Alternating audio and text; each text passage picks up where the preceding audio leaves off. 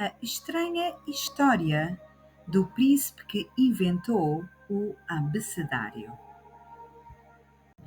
Quando eu era criança, cansado de livros em que os príncipes eram sempre os mais belos, os mais fortes e os melhores cavaleiros, pedi ao meu avô que me contasse uma história em que um príncipe fosse feio e mau. No fundo, um anti-herói igual a tantos outros que existem hoje em dia. Mas não naquele tempo. O meu avô tentou. Será que conseguiu?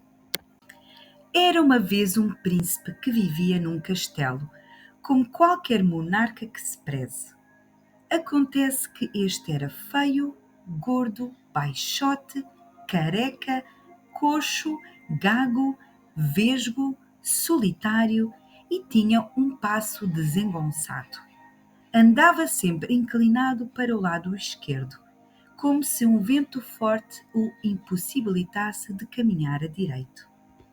Vou tratar a personagem apenas por príncipe, porque não tinha nome próprio.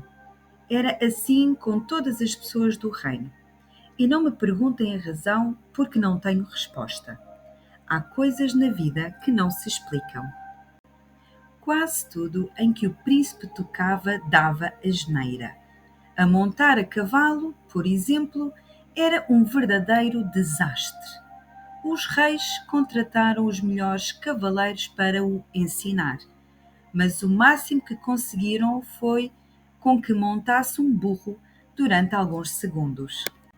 Era tão desajeitado que o próprio animal se recusou a prosseguir. O rei, um homem grande e frio, até o sol tremia quando ele se aproximava, estava cada vez mais preocupado com a sucessão do trono. Afinal, o príncipe era o seu único filho. "O que é que queres fazer da tua vida?" perguntou-lhe um dia. O príncipe, que costumava gaguejar como quem respira, levantou a cabeça, enrolou a língua de coragem e disse: "Quero transmitir sentimentos." O rei ficou perplexo. "De que falas tu? Nós somos os responsáveis por este reino. Combatemos, damos ordens e decidimos o destino do nosso povo, sem olhar a sentimentos." A verdade é que nem o príncipe sabia ao certo como transmitir os seus sentimentos. Naquele tempo, a escrita ainda não tinha sido inventada. As pessoas apenas comunicavam oralmente. Não havia livros, jornais ou revistas. As palavras existiam na boca das pessoas, mas não tinham forma. Eram como se fossem invisíveis. E como poderia ele transmitir sentimentos? Logo ele que era gago. Já agora, o que é isso de transmitir sentimentos? Pergunta ao adulto que estiver próximo de ti. Tudo começou a mudar quando ouviu uma conversa na rua. Falavam de um velho que vivia isolado na montanha e que tinha feito uns estranhos desenhos no quintal. No reino já se falava em feitiçaria. Antigamente, quando as pessoas não conseguiam explicar a realidade, diziam que se tratava de feitiçaria. A conversa deixou-o inquieto e na manhã seguinte pôs-se a caminho. "Quem és tu?" perguntou o velho quando o viu aproximar-se de sua casa. "Sou o príncipe." O velho, que há décadas vivia afastado da cidade, não conseguiu evitar um sorriso. "E não era para menos. Se algum de vocês encontrasse este príncipe na rua, pensaria tratar-se de um desenho animado." "O que te traz aqui?" "Vim ver os desenhos que o senhor inventou." "Não sei se lhe posso chamar uma invenção, meu rapaz," disse-lhe o velho. "Sonhei com umas figuras e desenhei-as. Nós apenas inventamos aquilo com que sonhamos." Percebendo a sua impaciência, levou-o de imediato ao quintal. O príncipe foi incapaz de dizer o que quer que fosse. Nunca tinha visto nada assim. Não sabia sequer o que pensar. Como é óbvio, todos nós sabemos que são letras, mas para eles aquilo era um verdadeiro mistério. Nessa noite nem conseguiu dormir. No dia seguinte voltou à casa. Tive outro sonho, disse-lhe o velho assim que o viu chegar. O príncipe desatou a correr para o quintal e, mais uma vez, ficou sem palavras. Já não eram apenas 5 os misteriosos desenhos, mas 26. A partir de então, passaram a viver obcecados com aqueles símbolos. Ficavam horas a tentar encontrar um significado, uma lógica, algo que fizesse sentido. O que fazer com eles? Porque apareceram. Para que servirão? Os dias sucediam-se e nada. O príncipe acreditava que, mais cedo ou mais tarde, resolveriam o enigma, mas o velho começava a ficar demasiado cansado para continuar.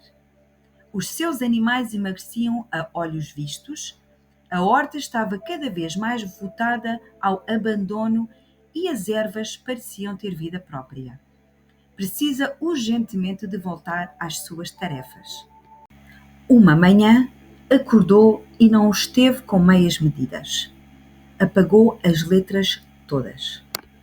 O príncipe ficou um pouco chateado, irritado, revoltado, fulo. Quase rebentou com tanta ira. Mas não desistiu. Puxou pela memória, deixou que a intuição comandasse a sua mão e, letra após letra, tudo voltou a aparecer. Não está igual, disse-lhe o velho.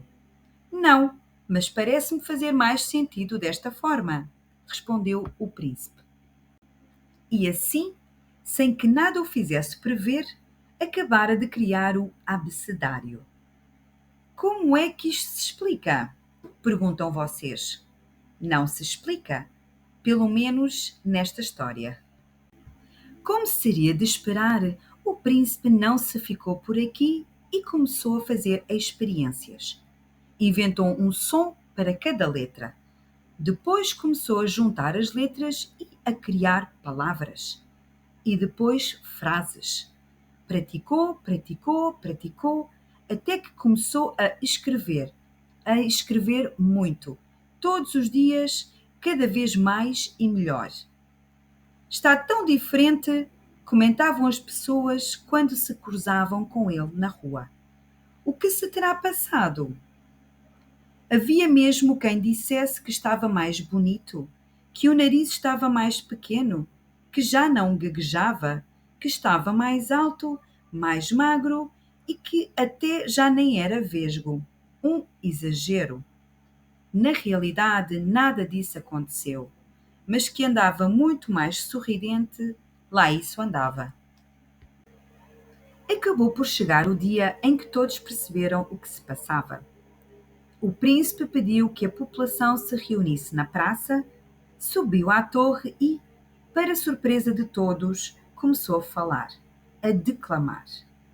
Lentamente, o seu corpo, que toda a vida estivera inclinado para o lado esquerdo, começou a endireitar-se, como se lhe tivesse saído um peso do coração. Esta parte não é exagero, é mesmo verdade. As pessoas ouviram-no maravilhadas. O que é isto? Perguntou uma senhora ao sábio da aldeia. Poesia, respondeu ele. Desde esse dia, todas as pessoas do reino quiseram aprender a ler e a escrever. É claro que nem todos se tornaram poetas, mas passaram a expressar melhor os seus sentimentos. Não há registros de que alguma mulher se tenha apaixonado pelo príncipe, que este tenha aprendido a montar a cavalo ou se tenha tornado rei. Essa seria outra história, provavelmente melhor, mas não a do meu avô. Fim. Espero que tenham gostado desta história. Beijinho.